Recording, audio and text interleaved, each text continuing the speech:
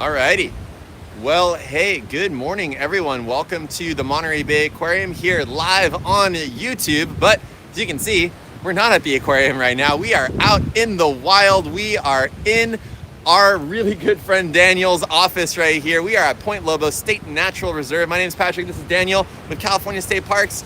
How's it going, Daniel? Going great. Good to have you out here today at Point Lobos. We got a low tide happening right now. So we're going to take a look at the low tide today and some of the critters here and all that kind of stuff. Absolutely, and we've got a bored Acratosaurus that is currently first here on the stream. Welcome. Thank you so much for being there. Yeah, we are in the office right now in this extreme land between the ocean and the dry land up here. We are in the tide pools where we have extreme animals adapted to life between the tides. We're going to go walk around, see what we can find. We've also got a mounting swell here, which should be a lot of fun. So I'm going to flip this camera around real quick, and maybe we should talk very quickly, Daniel. We are in an extreme environment. The ocean is no joke. Let's talk about some tide pool etiquette right now. How do we explore the tide pool safely? All right, well, safety is the key.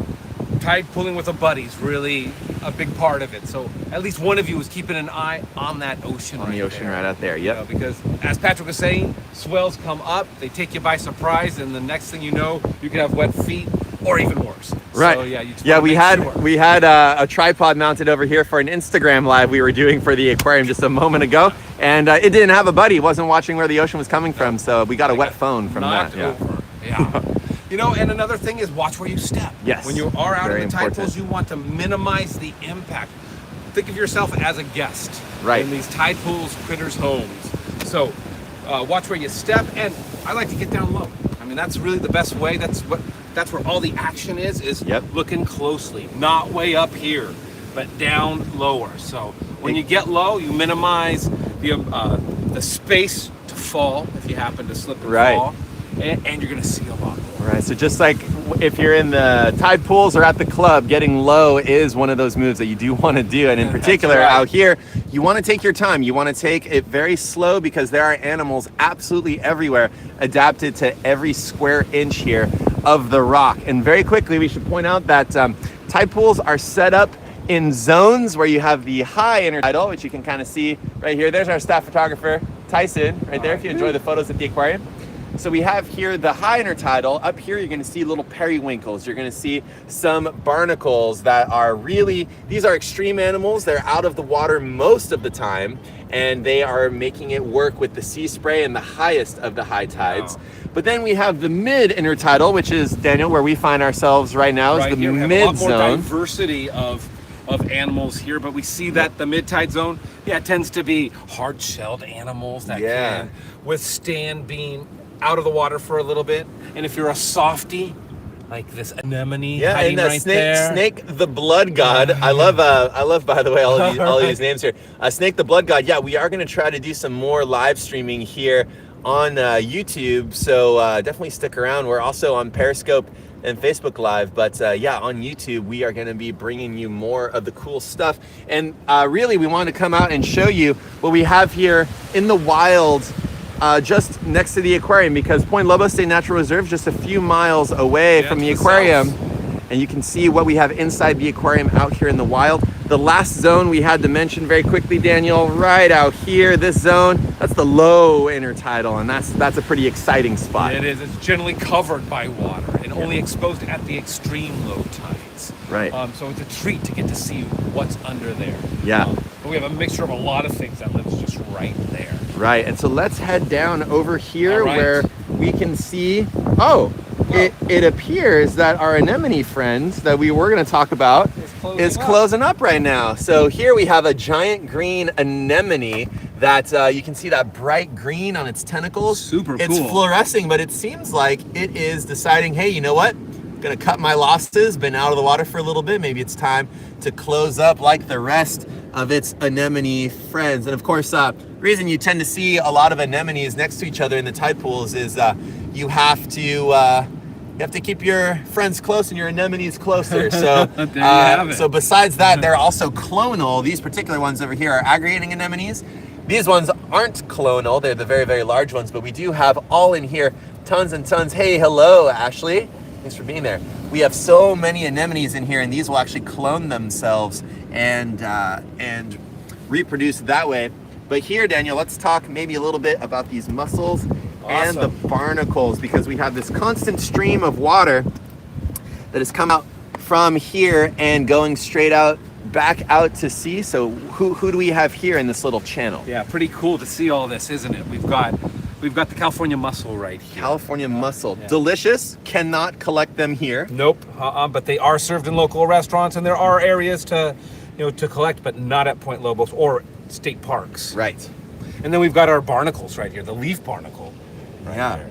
And so these animals are adapted to sort of this open area where you've got the waves that are going to come in and crash and wash over them. And we should also point out, Daniel, maybe fun fact of the day about barnacles. So this is an animal right here. If you have ever eaten barnacle, maybe in the Mediterranean, cooked in a white wine sauce or something, you're eating actually the foot of these barnacles here. But leaf barnacles, they eat in a very special way, Daniel. How do barnacles grab a meal? They sure do. They actually eat with their feet. So when the water rushes over them, they can open up and grab what they need to eat and filter it, basically. There you go. So for you folks out there, if you're looking for a new way to eat out there, if you want to eat like an ocean animal, maybe try like a barnacle, kick your legs out, grab a slice of pizza next time. Yeah, and see how it goes. There you go. It works for these guys. It does, absolutely. Now, a few other animals we should point out that we have here. We've got some chitons. Oh, we sure now, do. I don't know if you can see, but we've got numerous chitons right here in front of me. And I don't know, YouTube, if you can see the chitons right now, but we're about to blow your mind with all of the chitons that we have around. So let's go. Let's see the chitons. Got one right here. The key is these shells right here. It's the back of the chiton, and there's 8 of them. There you go. And that really is the clue that that's the chiton, and this shape here. This particular chiton, called the mossy chiton, has got this mossy, kind of texture around its, margins right here. Yeah, and once you see one chiton, you're going to start seeing more. There's one right underneath Daniel right here. There's another chiton. And right here too. Hanging out. And another one right up there. We've got chitons galore as we go down into these tide pools. They are grazers. They're going along and grazing. I saw one here earlier. It's back up in there. Under that ledge, we've got a special guest. Who do we have? We have got a crab. Look at that. Oh, I'm not seeing it maybe from your angle. Yeah, right. There's our crabby boy. There it is right there. Camera shy. Yeah, so we have back in there a crab. That is a purple line shore crab. All right. Hanging out back in there saying hello. You can kind of see the claws right in full view. So we didn't even, there's the other chiton I wanted to show everyone. There it is right there. Once you see the chiton. Yeah, it is Mr. Crab. So that's where the Krabby Patty is hanging out over there. That's right. My name's Patrick, so that works out perfectly. Yeah. This actually isn't the Krabby Patty, Daniel. This is Patrick. Yeah. That's the joke. I've seen the SpongeBob memes, everyone. All right. We're going to try that one on for size. You're welcome, YouTube. So, yeah, we've got more chitons hanging out in there. And so these are animals that are, again, they're grazers. They're not super active right now. They'll be more active when they're covered up and also by night. Yes.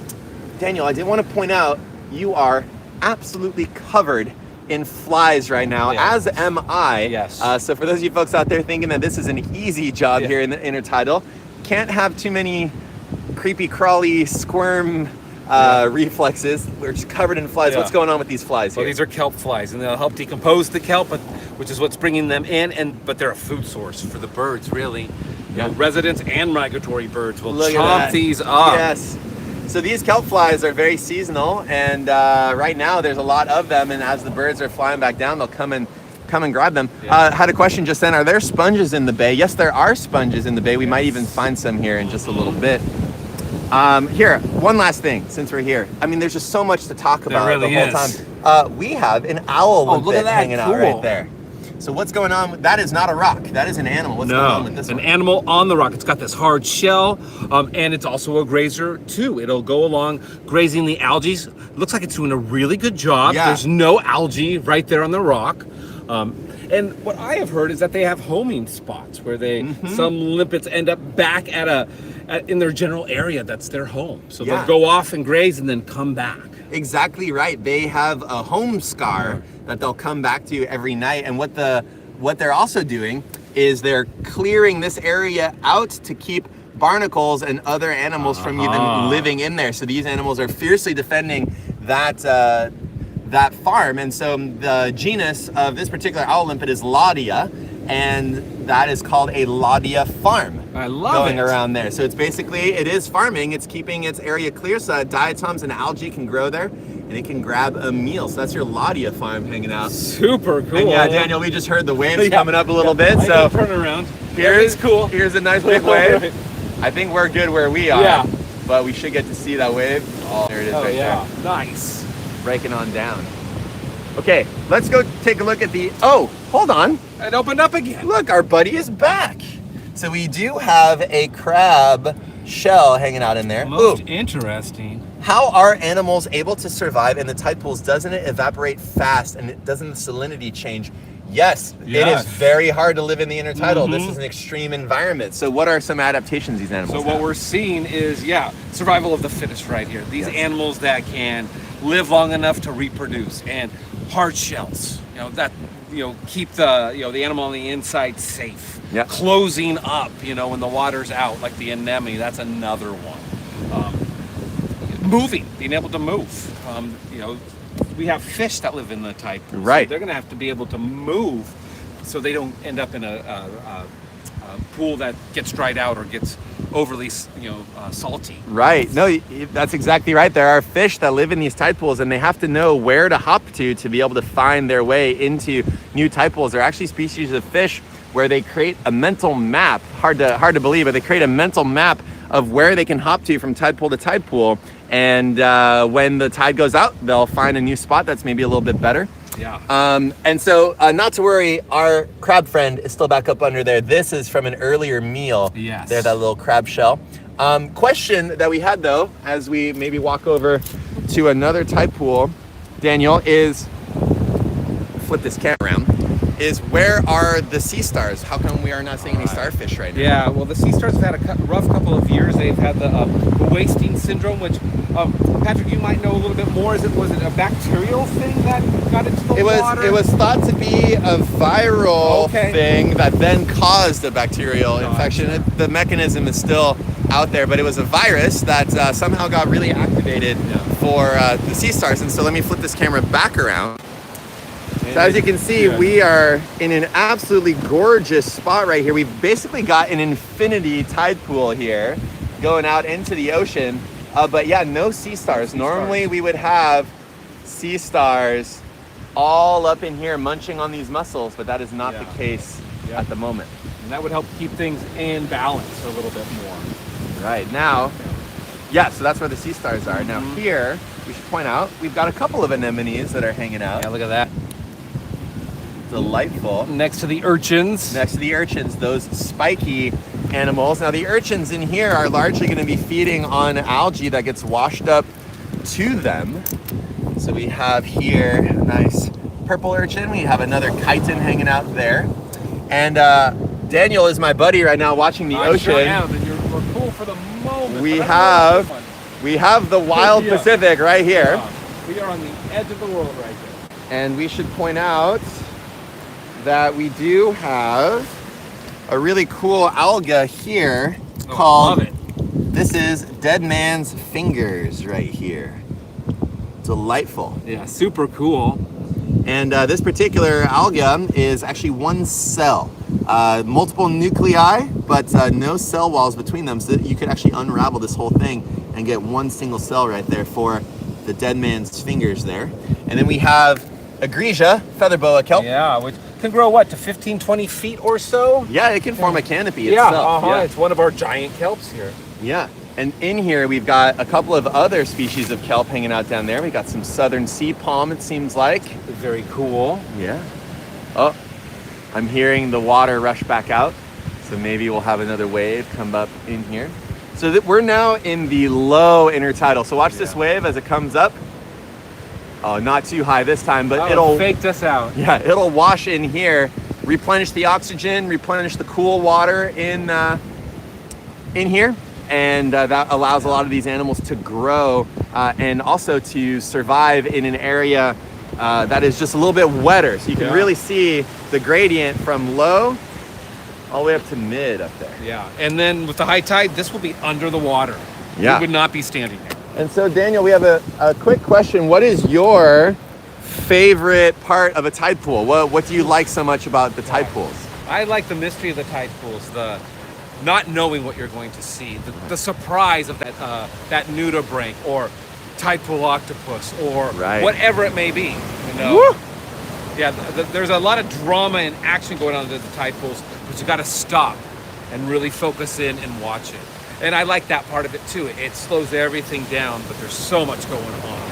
And here comes a little bit of that water flow here. We might be seeing another few set waves here come in just a little bit. So again, this intertidal zone, you can see all the way back here. It's a land between the ocean and the land. It's this zone where lots of extreme animals are living, and you know, you wouldn't think of mussels as being extreme animals or barnacles or anemones, but they're living in a zone that is incredibly difficult. It's hot, it's cold, it's dry, it's wet, it's dark, it's bright, and they're making it work.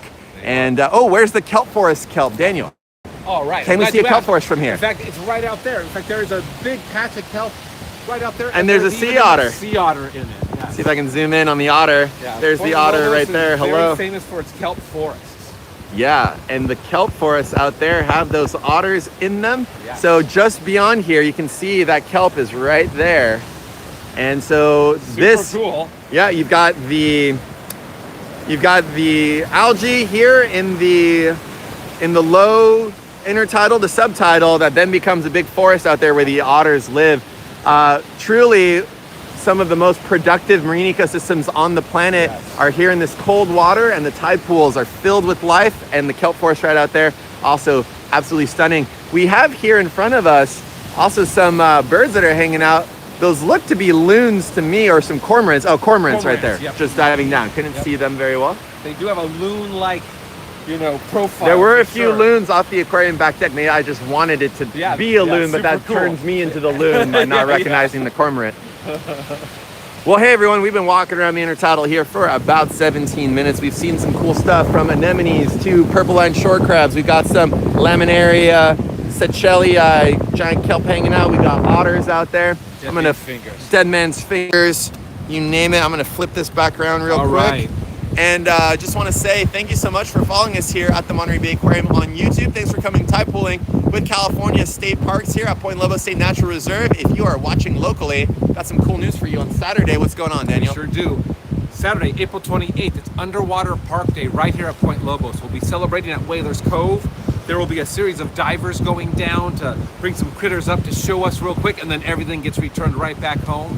I'll be doing some live broadcasts from a kayak out in Whalers Cove about the kelp forest. There'll be booths, information about oceans and underwater parks, and it's going to be a great day. It's going to be a great day, so definitely looking forward to that, folks. Take a look, California State Parks. Come on down to Point Lobos if you can, or join online.